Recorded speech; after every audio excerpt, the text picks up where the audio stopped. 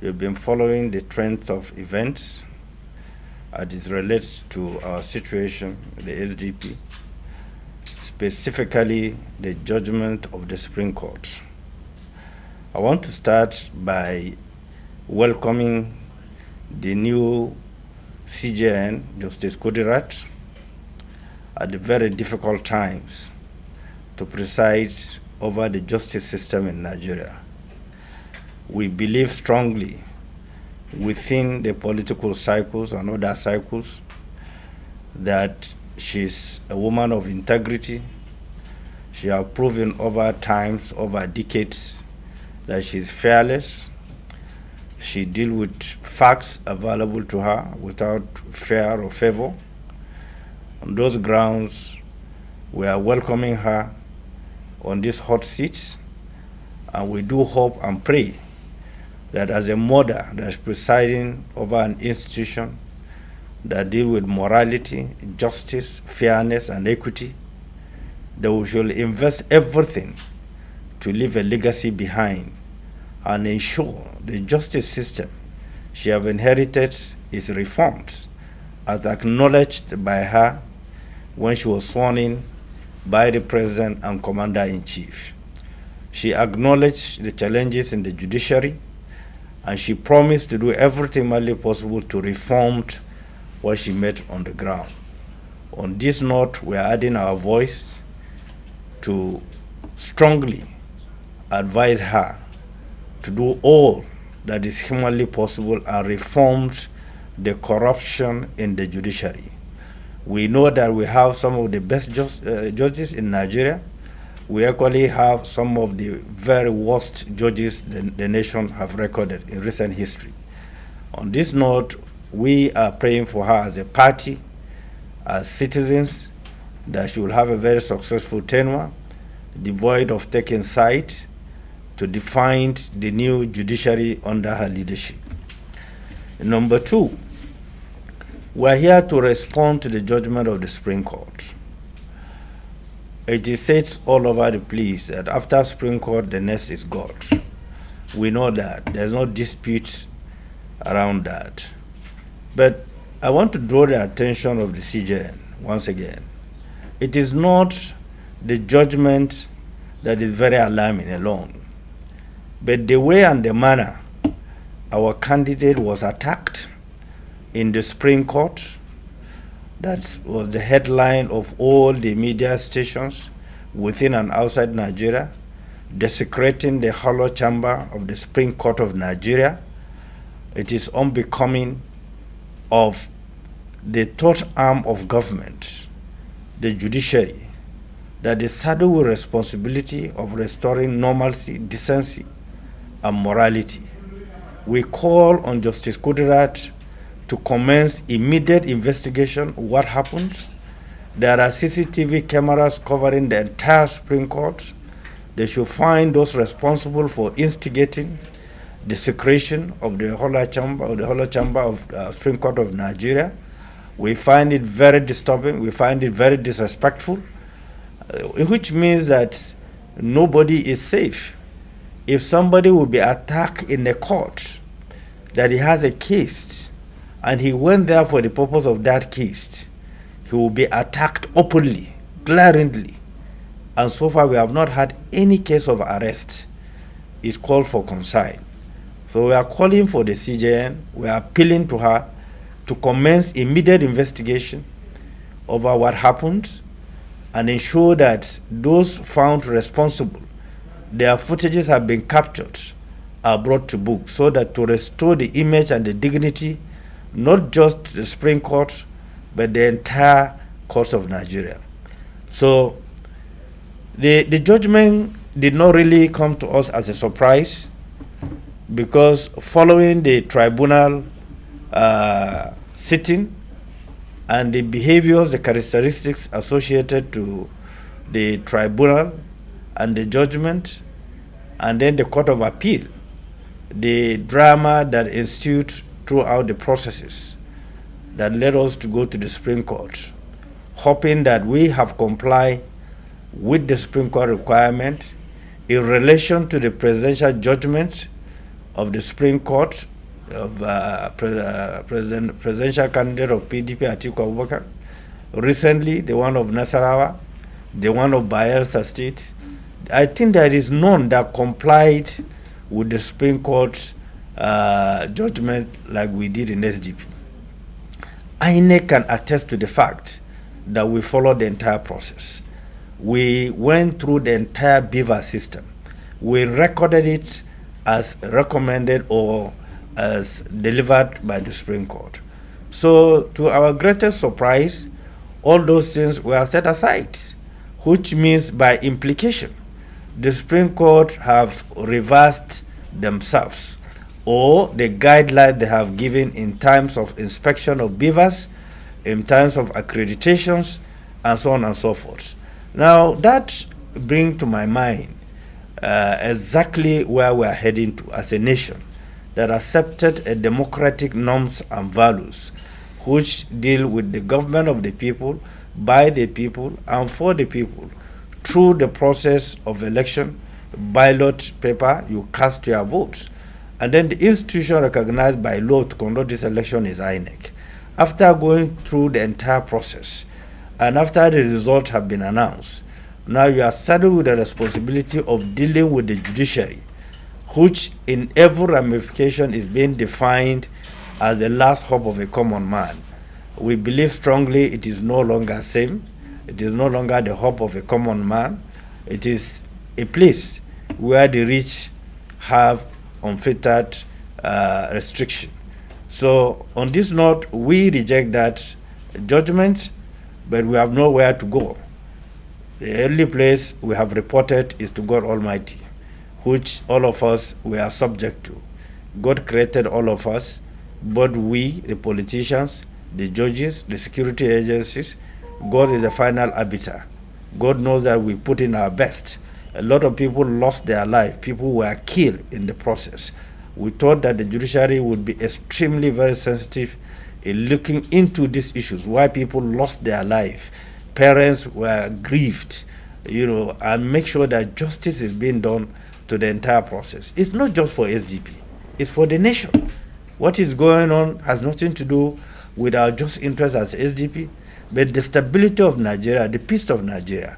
Because part of the problem we are having today is the lack of justice system. So people are taking laws into their own hands. And this will lead to a lot of voters' apathy. You can see the total vote that produced the president is about 8-point-something million. Look at the vote that produced former Vice President Atiku Abubakar and Peter Obi, put them together.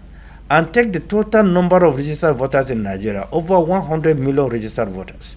Now, we are going down as a nation that is practicing democracy, that allow franchise, for people to cast their votes, which means with this judgment and the upcoming election in Ondo and Edo states, you are likely to see a very, very low turnout. People are losing hope, people are losing confidence.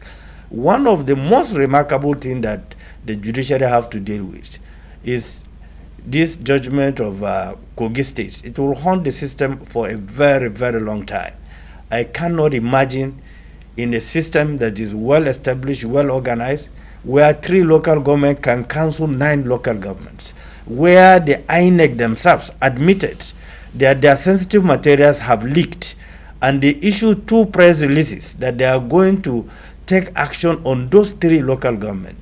No action was taken because some high-profile people decided to subdue INEC instead of allowing INEC to do their job. This is where we are today, and this is the price we are paying. People have no confidence in the electoral process. People are losing confidence in the judicial process, and this will lead to anarchy. So I'm calling on the President and Commander-in-Chief to step up and live up to his own responsibility, ensure the safety of Nigerians. Of recent, we lost 2 Obas in the Ekiti State. Not too long ago, about 2 weeks ago, we lost an emir in Sokoto State. These are high-profile people. Nobody is mentioning ordinary people that are in captivity for months, and the president is aware. And the good thing about those that are around the president and the president, they went to exile before, all of them. They know the complications. And we're happy that some changes have been made in the NIA and DGSSS. We hope that it's for good, but if what we are hearing is anything to go by, there's an attempt to hunt people who disagree with this government. I want to advise the president to be extremely very cautious. The fragility of Nigeria, nobody should dare to hunt or crack people for airing their views. They should find a way to manage the diversity of Nigeria. They should find a way to manage the fragile economy that we are going through, the hunger, the frustration that have enveloped this country. Any attempt to hunt on people for airing their views or their opposition to wrong policies of government, it will be disastrous. I would advise them to be civilized in engaging the citizens, engaging issues, to ensure that we have peace and stability, and so on and so forth. SDP is not against this government. The president knows that we are not against him. I've always said this. We will not be part of pulling down the roof of this government, but we will add value to the stability of this government, to the credibility of this government. If they so wish, they should take our advice. If they so wish, they should throw it to the dustbin. But we will play our role as an institution, as an opposition party that is adding value, not just criticism, but also providing solution. So I want to thank you for coming, just to register our serious concern, and I will give a space to the candidate to also tell you his own experience. As if we are in a foreign land, somebody will be attacked in the hollow chamber of the Supreme Court of Nigeria. Your Excellency, please. Okay, sir. Thank you very much, gentlemen of the press. As our national chairman has spoken, I don't have much to say, but all I want to say here is Nigeria is on our way to Mogadishu. If we allow this to continue, democracy is all about people and the people's right to vote. We were made to believe that the election is going to be transparent and free for all, but what came out of it is what you all know. But I don't have much to say now. I'm still investigating what led to that attack on my person at the Supreme Court. We are waiting. We've written them officially, because if we cannot get protection from the Supreme Court, where else do we have protection in Nigeria? So like the chairman said, we are not against the federal government. I'm not against the federal government. In my home state, there's no individual that work more than I do to ensure the victory of President Bola Ahmed Tinubu. None. So I believe in the administration. Though there are some things that are going on that are not okay now, we hope with time things will be okay. But those around the president, they must work to see that Nigerians succeed. Because if they allow the president to fail, it is the president that will be held accountable. So, like the chairman has spoken, we are waiting to see the certified true copy of the judgment. Thereafter, we will pass our judgment. But as things stand now, Nigeria, we are in deep crisis. Let's not deceive ourselves. There is no security anywhere. Just on Sunday, we wake up in the morning with some crowd in Wuse here, killing 2 policemen, killing a young man in the process. Up till now, nobody has explained to us what led to that, and we condemn that in entirety. If our law enforcement agencies keep attacking them, nobody is safe in the country. Secondly, I will still see you coming out again as the candidate of SDP in the next KOGI State Governorship election. My name is Funke Okunlobi. Well, thank you very much. It's too early to respond whether I'm coming out to contest again or not. On the issue of the statement from the state government, the attack on my person was orchestrated by the Commissioner for Solid Mineral, Engineer Bashir Gegu, who is part of them. So all they are saying, they are just playing to the gallery. The attack was organized and coordinated by the state government. So I'm looking forward to see the action of the federal government. But you said earlier, sorry to cut you in, you said earlier that the investigation is ongoing. Yeah, that's what I'm saying. It's not yet out. So we have written formally to the Supreme Court. Let them, because it happened at their premises in the chamber of the Supreme Court. So this statement they have made now just to try to divert their attention from what they have done, and we hope that the Supreme Court will take this seriously. Not that we don't have people, to respond, if we tend to do so, we have men that can respond to them. They don't have monopoly of violence. But what we want is peace. We want peace in this country. We want this democracy to survive. But for it to survive, every right must be respected. Finally, sir, I don't know what to say. It's disappointing, actually. Do you still have confidence on the judiciary and, of course, the election system? I must say from the bottom of my mind, from my heart, the former CJN, he has done more harm to the judiciary than good. So we hope the new person there, the Justice Kudurat Kekereku, will turn the leaf around. What the man that was there did to the Nigerian judiciary, I don't think we'll get out of in the next 20, 30 years. That's the truth. Thank you, sir. Let me remind you, this is the same man who nominated his own cousins, children, as the justices of the courts. That is how we personalize institutions of Nigeria. In furtherance to what he has said, it's not about apology from the states. It's about desecration. It's about the attack on somebody who complained to an institution to come to his rescue. He went there thinking that that is the safest place, and he was attacked. They virtually lynched him. He had to escape. I don't know if you have seen how his drivers were able to take him out. They would have probably killed him, because the intention of that attack was very horrible, was quite intentional, was quite violent. No decent leader will direct his own supporters to do that. Look, these are street behaviors. Rascality is not an inbuilt. It's a street thing. Anybody can pick it and use it. Politicians can explain that better. I can pick street behavior and use it and dump it. Nobody has monopoly of violence. The balancing of terror is in we, the politician, if we want to do it. But for the sake of the nation, we don't want to engage in that. This man was targeted for assassination. You have the record. His car was raided with bullets. His life was threatened severally in KOGI. INEC office was threatened to be burnt in KOGI. The materials were to be burnt. We fought all through to get those materials from KOGI down to Abuja. We fought all through to transfer the tribunal from KOGI to Abuja. The secretary of the tribunal was abducted. What are we talking about? Who is deceiving who? Who is deceiving who? And the president can sit down as the president and commander-in-chief to allow this thing to be happening because of some targeted interest. Does that interest mean well for him? The President Bola Ahmed Tinubu that I know, at his age, that is leaving legacy behind, that is leaving Nigeria well reformed under his tenure, this kind of situation will never happen. I can vouch under President Olusegun Obasanjo, because there was an attempt. He crushed it. It will never happen under General Babangida. It will never happen under Abacha. It will never happen under them. Leadership is about decisiveness.